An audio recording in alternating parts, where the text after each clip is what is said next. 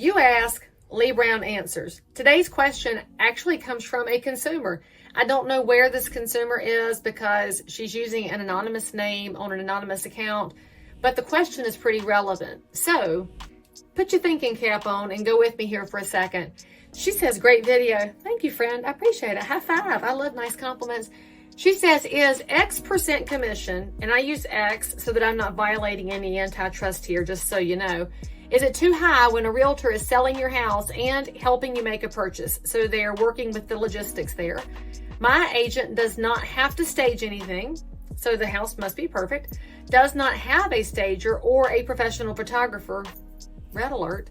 I was also told my house is an easy sell. Is it though? She does have a lot of experience. Well, then she shouldn't have said it's an easy sell.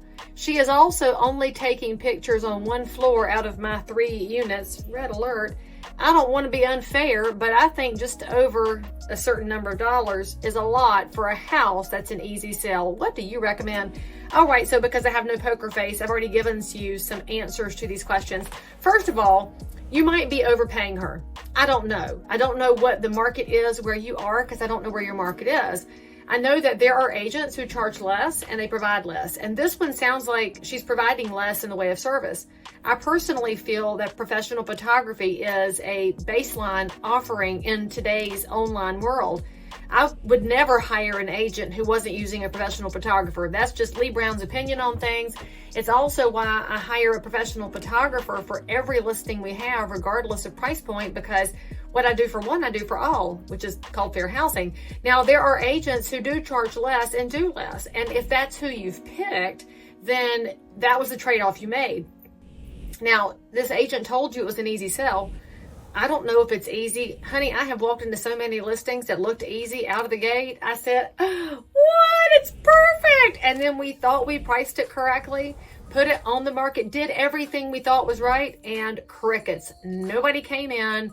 And even if we had showings, it didn't sell. That's the weirdest part about real estate. And I know all my realtors out there are high-fiving and giving me little thumbs up right now in the video because we've all experienced it. You can list a house that seems perfect and nobody wants it. And then right next door is the exact same floor plan and it's not even nearly as cute and it's the same price and everybody fights over that one. We really just don't know from house to house which one's going to get an offer quickly. And you notice I didn't say the easy sell because that's the craziest part about real estate. We never know there's going to be an easy one. I mean, we all get one in our career, but most of them aren't easy. They involve a whole bunch of heartaches and headaches, and we're constantly problem solving, trying to figure out how to get you over the finish line. Which is one reason I would be highly skeptical of any agent who says your sale's going to be easy.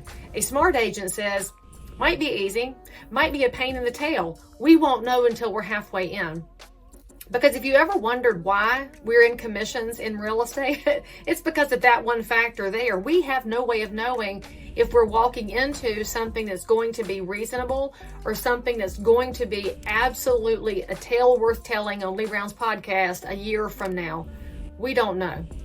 Now, here's one way that you can evaluate this agent before you sign the paperwork. You mentioned that this agent has a lot of experience. Well, one thing my daddy taught me is that there are agents who have 1 year experience times 40. They've never evolved. They've never grown. They've never learned. They've never really made themselves more excellent. So the number of years don't always correlate to great experience. You may also have talked to a 4-year agent who has hustle, and drive, and they have sold a ton and built up muscle memory very quickly. So that agent may have some serious experience. What I would ask you is that you look at more than the time frame and ask what kind of sales history they have under their belt.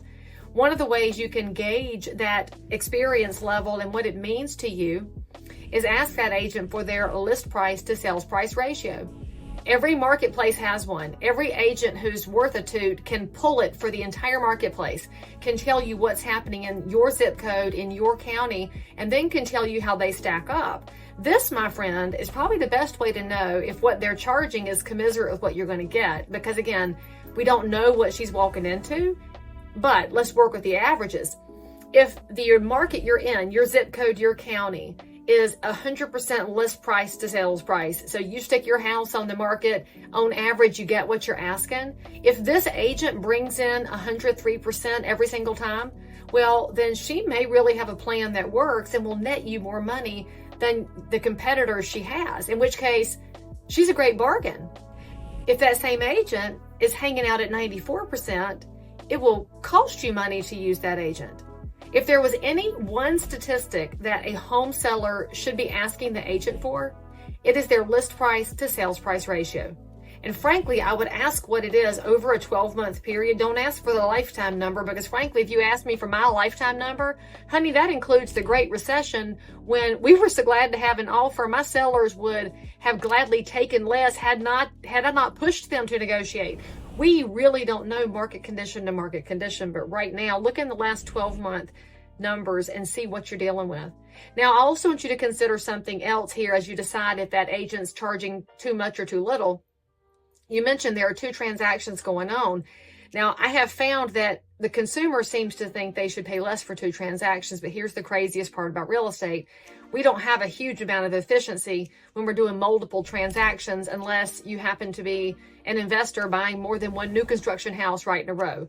In which case, if the builder's paying less than market, I, as the agent, might be okay with that because it will be more efficient. But if you're selling in Paducah and you're buying 4 counties away, and the agent probably shouldn't be helping you if they're out of market. Let's just go back to Paducahville. You're buying and selling in the same marketplace. Did you catch what I said there? Your agent should be referring it out if they have to go a long way away. But within that same area, you're talking 2 different properties, 2 different conditions, 2 different inspection reports, 2 different buyers and sellers in collection on both of those properties, and all of the associated agents and attorneys and lenders and loan officers and processors and closers and appraisers and surveyors and inspectors. And we're really not able to have a huge amount of efficiency because everything's going to have the same long checklist, but it's not really duplicative except for what we put into our database. And maybe we can coordinate with an attorney. There might be some small savings, but on 2 transactions, your agent is doing 2 full sets of work. So when you are offered a different price because there's 2 transactions, that's the agent trying to honor you for choosing them. It's not really got anything to do with the amount of work going in. So long story short, this agent might be overcharging if they don't get their professional level of service up a notch. They might be undercharging if their numbers defend them in the marketplace. I don't know, but I will say this. I'm glad that you're doing some research, because if more consumers would research the agents they use, we would have a lot less complaining from people on the interwebs about their agent of choice, because there is a broad array of experience, a broad array of styles, values, and benefits. And it's up to you, if you're buying and selling, to ask better questions of the realtor so that whatever you're paying, you are getting exactly what you paid for. And then you can come on the interwebs and leave people like me 5 stars and say, I appreciate you, because we live to serve and we would love to live up to your expectations, but start by having some.